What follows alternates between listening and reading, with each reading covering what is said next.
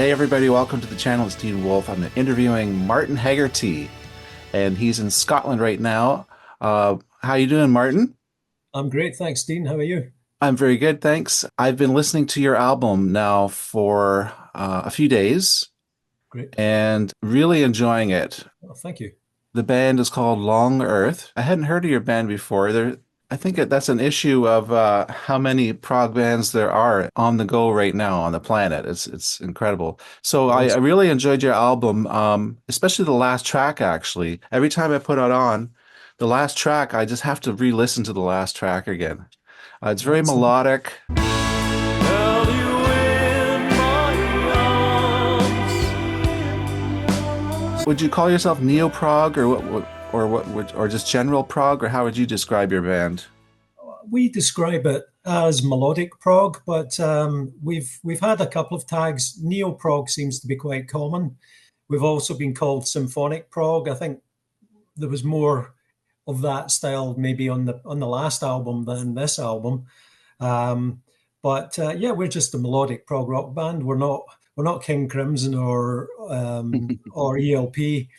But yeah, we seem to pull across the genres. We've had good reviews from blues magazines and heavy metal magazines on this album, as well as the usual prog channels and magazines. So it's nice to appeal to a good cross section of people. And how long have you guys been together as a unit? Well, we've the band formed before me actually. The first album was in 2017. It was recorded in 2017. I joined in 2018 after that album, The Source, had been released. We recorded Once Around the Sun in 2020, but it was released about a week before the UK went into lockdown for COVID. So we couldn't play any of the songs live for about 18 months, which was very frustrating. And although the album was very well received, we came out of lockdown with the bass player not having touched an instrument for 18 months and the drummer having been involved in the medical side of things, had been so busy that he'd kind of lost touch with his drums a bit. So we reformed, and the rest of us had moved on and had been writing stuff in our own time, and got back together, and we found a new drummer and bass player who've done this album with us and have settled in perfectly. So as a unit, we've kind of been 3 years together now. Now, I find it interesting that you're solely a singer, right? Or do you pick up another instrument during the shows or in the album? Or So far, I do play guitar, and I've played a little bit of keyboards as well. But as far as the band goes, I haven't necessarily had to do anything musically, instrumentally, other than for songwriting purposes. But when you have a guitarist as good as Ronaldo in the band, it's very difficult to pick up a guitar and shine alongside him, because I'm a very, very bad guitar player. But but never say never. I mean, it has been suggested in the past, but uh, I've always really seen myself more as a front man than a musician. As long as I can write songs and play well enough to write songs, the rest of the guys will take care of all the individual musicianship for me. Certainly in terms of recording, Ronaldo can record things far more quickly and concisely than I will. So I can demo things and let people hear it, but that's what I tend to do. well, a shout out to Ronaldo. Actually, I was thinking when I was listening to the album last night, he doesn't jump out like a Van Halen style, Yeah. or he's much more just what he was doing. Every track there was something really interesting. He had a really interesting sound to the guitar. He's doing some arpeggiating or something. Or is he one of the producers? Like, do you guys produce yourselves in home studios, or how do you do that? We do we have varied it a little. In the last two albums, the first one we recorded in our own studios and then brought everything together into a commercial studio to mix. But on this particular album, An Ordinary Life, we we all recorded all the backing tracks in a commercial recording studio. And then apart from me, I did all the vocals at home and all the backing vocals at home. Then when it came to mixing, brought the vocals in at that stage, and then we mixed it from there. But production wise, we do produce ourselves. Although Matt Harvey, who owns Maybank Studios, co-produced this one with us as well, because he really knows the band sound. He worked with us in the previous album as well. And we also have a guy called Hugh Montgomery, who was in Abel Gans, a band called Abel Gans, with me many years ago, and he was a founder of Abel Gans, and also plays under Grand Tour. And he's also helped us out with production on the first two albums with that extra set of ears. So we see it as a collaborative effort. In terms of the style, the musicianship, it's not really about virtuosity first and foremost. We do what best serves the songs, and Ronaldo's great at finding the little spaces and leaving little spaces.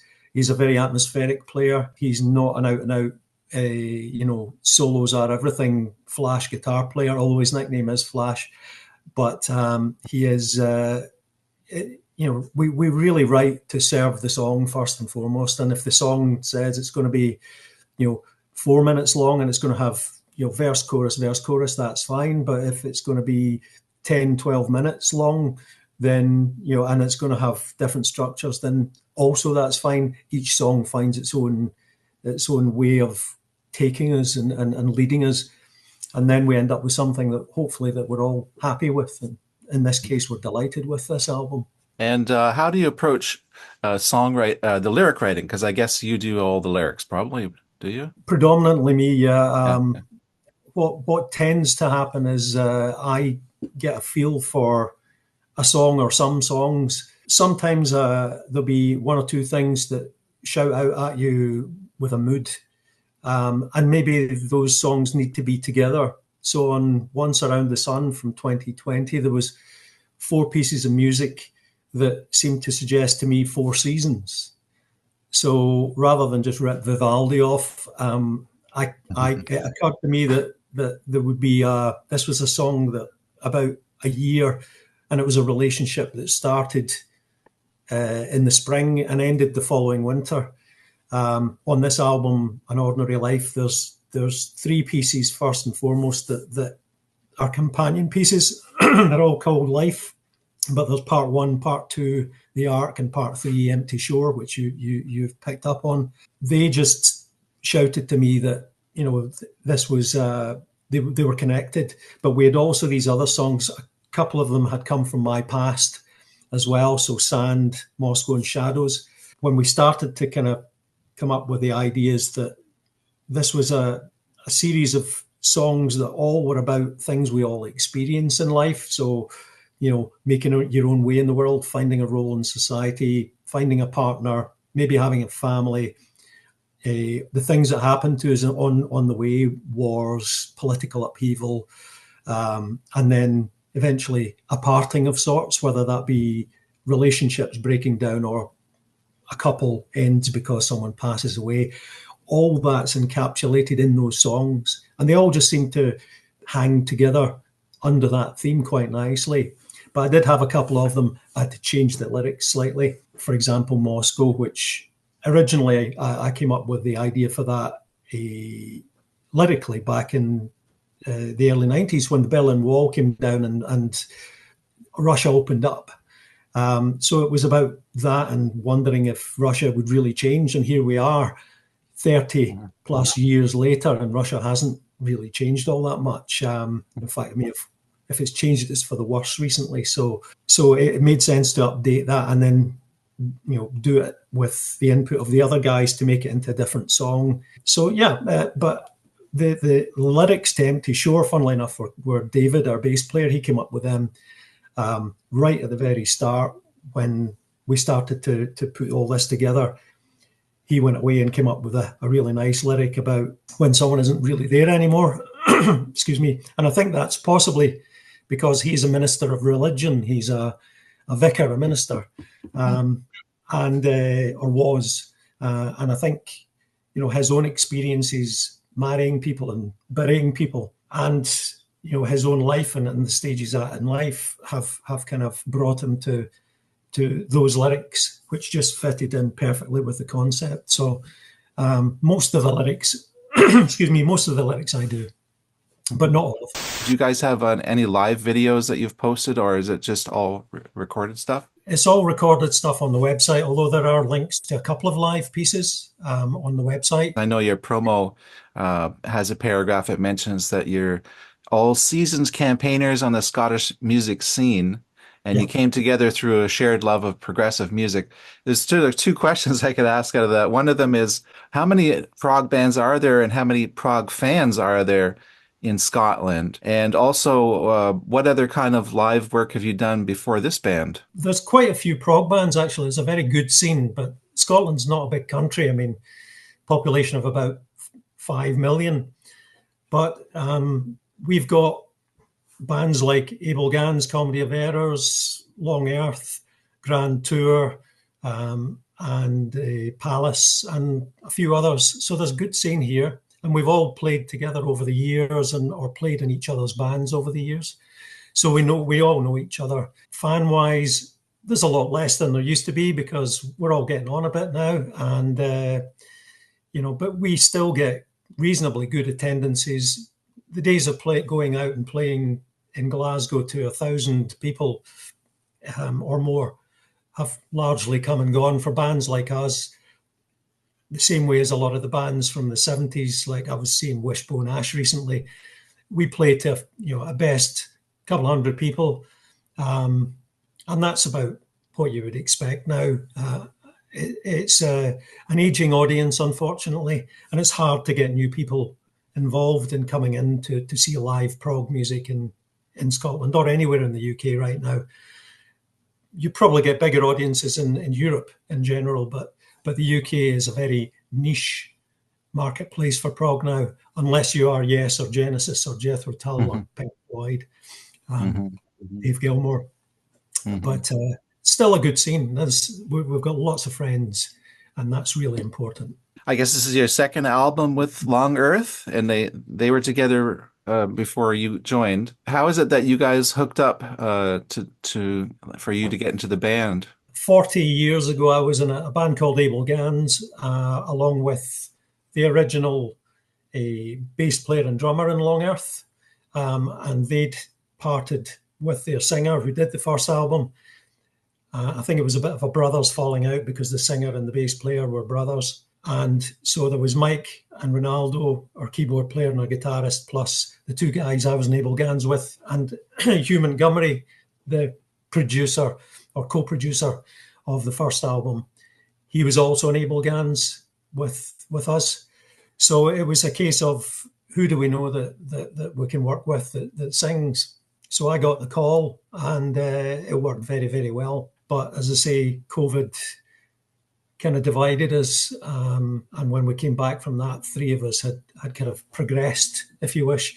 And the other two hadn't had the opportunity to. And it just became that the three of us were really kind of coming up with all the ideas. So we decided to kind of go in a slightly different direction. But what we did together was great. The Once Around the Sun album was a fantastic album and very well received. But I think this one is a stage further yet again. So every album has to be better than the one before. That's the aim. That's what we always strive to do, is to keep improving, keep progressing. So we hope we've done that, and certainly the signs are in terms of the way it's been received and in terms of the sales. It's looking like that's the case. We have improved upon things. I find it really hard to find bands that can produce an entire album where every song really seems to be at home. Like they all sound together, very cohesive. Maybe that's the word I'm looking for. And I really enjoyed listening to it from start to finish. And I just know that it's going to be kind of a permanent part of my collection. And myself personally, I got into prog when I was actually around 9 or 10 years old. Got into Mike Oldfield and Alan Parsons projects. Those were some of the earliest prog I got into. But I remember the early 80s, it was kind of not much going on. I got into Prague and all of a sudden, yes, I loved, and then they broke up. And I Yeah. thought, oh, it's sort of one of my favorite new prog bands. They broke up. It seemed a shame. Nowadays, there's so much of prog coming out, and a lot of it's really good quality, high quality stuff. Yeah. And I sort of wish you guys were around in the early 80s because I know personally I was hungry for more and more prog, and it was sort of hard to find. Yeah, well, we were all probably playing prog in the early 80s and the mid 80s. Hmm. But the really, it was so hard to get anywhere. And there was only really in Britain, there was only Marillion that really stood out and made a big commercial success of things in the 80s.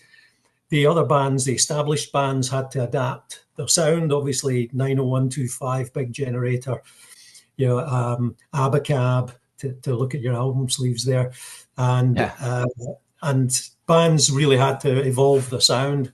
We came in that, which is why we probably have that neo prog tag still. We came through slightly younger than these guys and tried to establish ourselves, but there was not.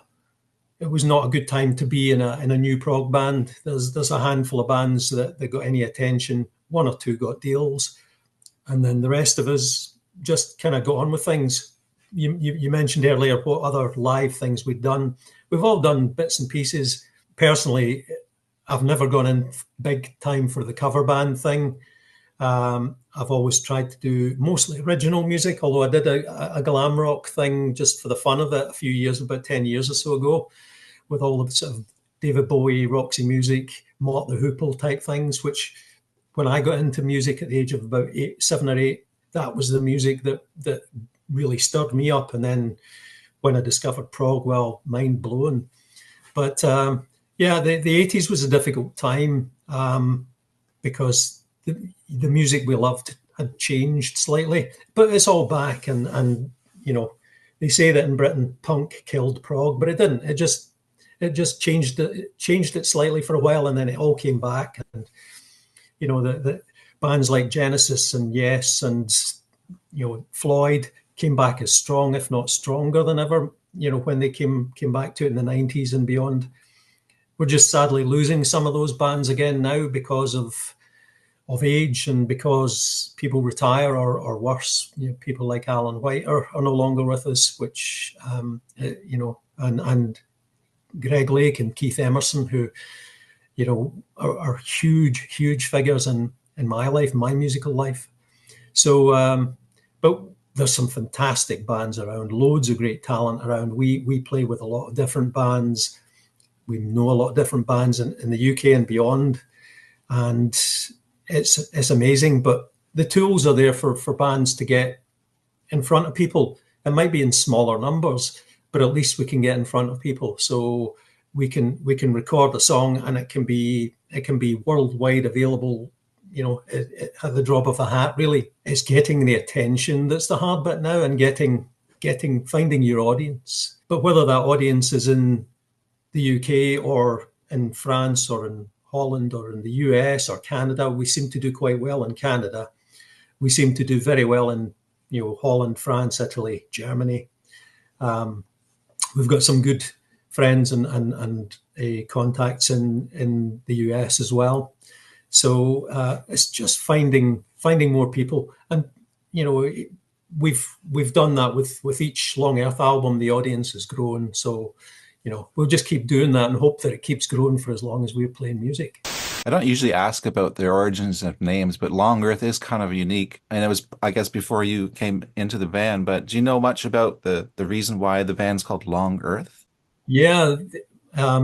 It's something that Mike, our keyboard player, and I share as a love of. There's a British author, Terry Pratchett, who writes this a comedy fantasy genre, but delves into sci-fi as well.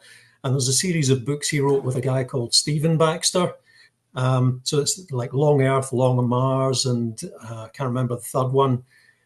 But these are expansive science fiction epics, and they're hugely successful in the UK. So it just seemed like a fitting name, I think, to Mike at the time. And it resonated with me being a fan of Terry Pratchett. And and a lot of people here recognize the origins of the name. And it's first thing a lot of people ask is, "So is it anything to do with Terry Pratchett?" And you say yes, and oh, I'm delighted. I'm a huge Pratchett fan because it's a big prog fantasy kind of crossover thing anyway. But he's a sort of Douglas Adams type writer, if you know, type of writer, if that means anything to you, Hitchhiker's Guide and all that. Right. So it, you know, that's where the name came from. But happily, most of us kind of appreciate that writer as well.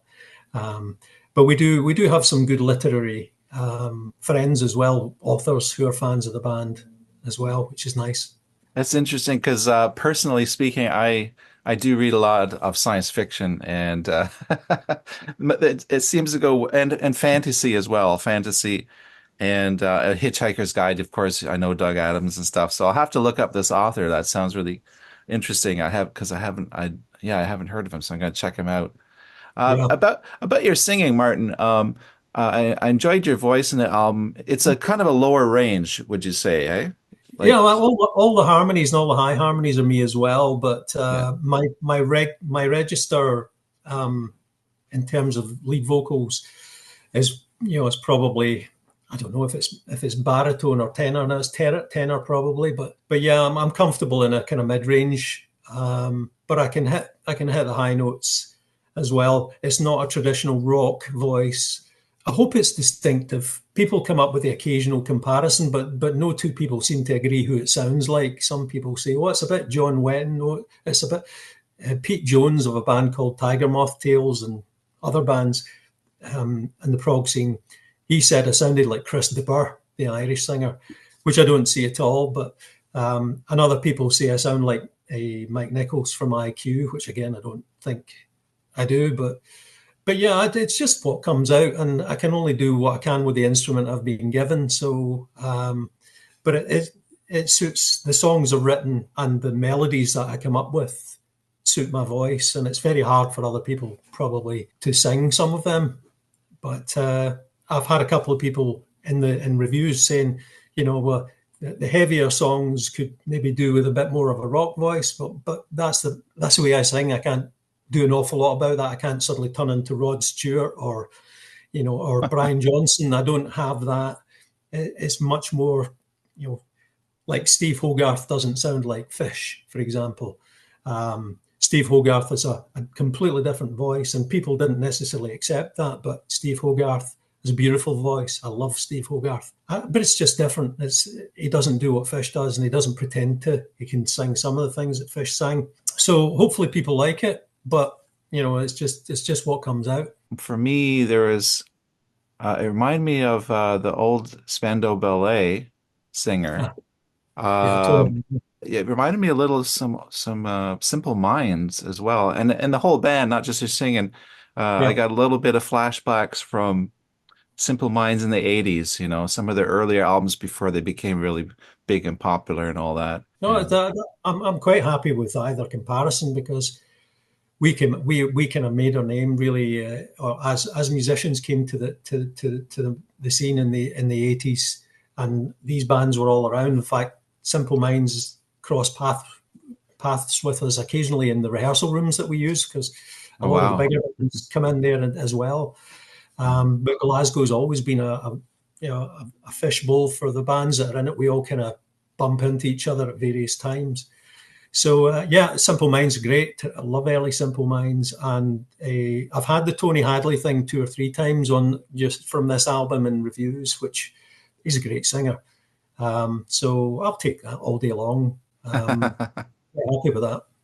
Usually when people think prog, they think virtuosity, right? Like you mentioned ELP or this Yeah, album, everyone's very competent and but very much serving the song, especially I guess the guitars that stuck out a lot to me too, where I found I was enjoying the music and then I realized, oh yeah, that's the guitar playing that. The whole songs really work well together. Is that a conscious thing that you guys think about, or does it just happen that way?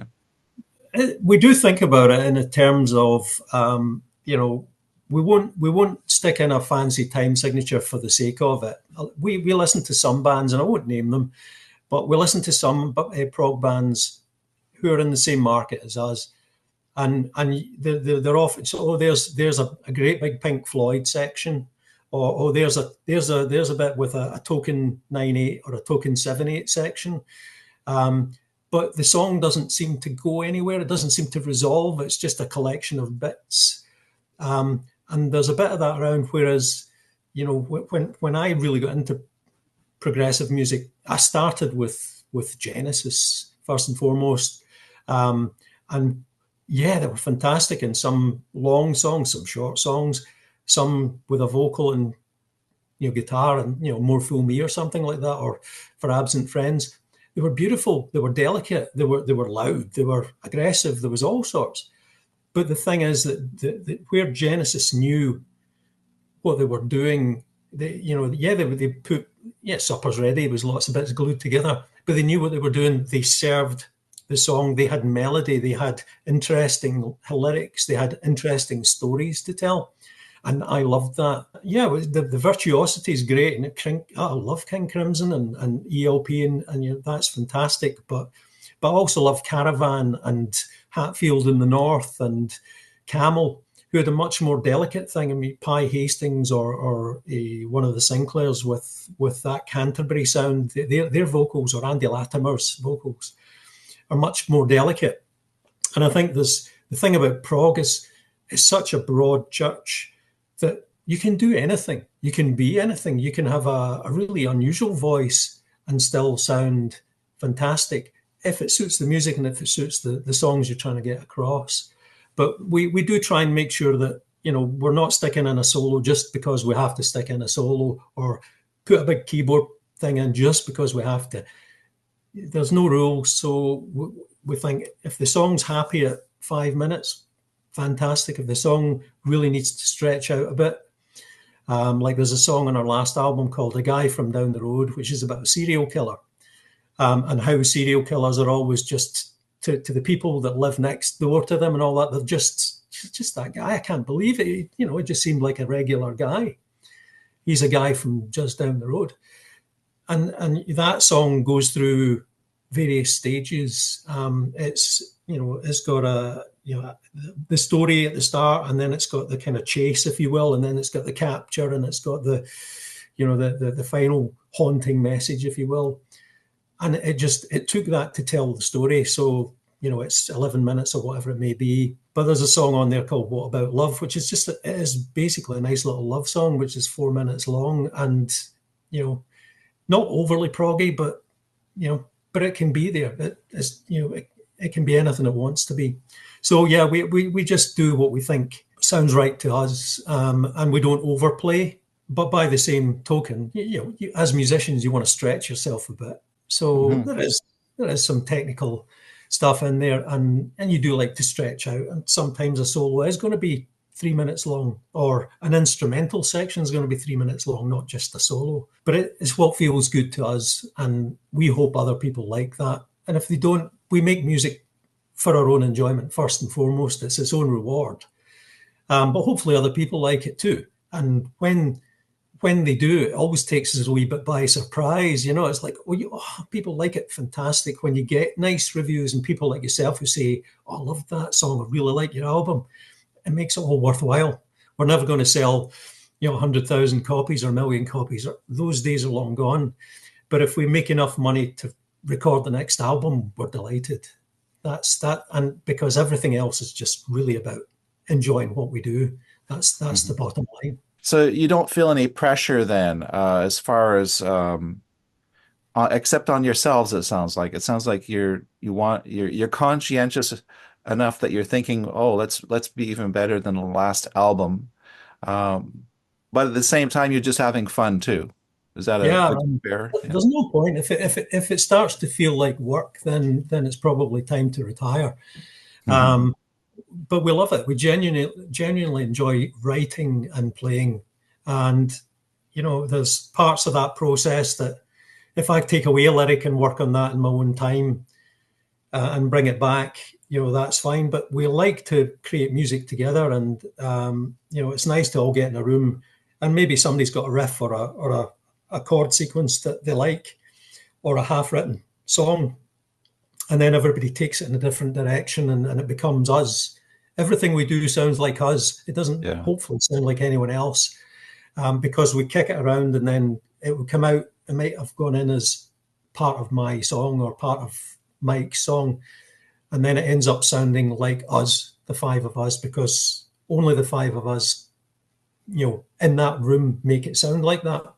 I hope you enjoyed that interview. We just got cut off there because I don't subscribe to Zoom, so 40 minutes is where they cap it, and they just cut you off whether you're finished or not. But I thought Martin was something was just unfolding, and he was speaking, and I didn't want to interrupt him.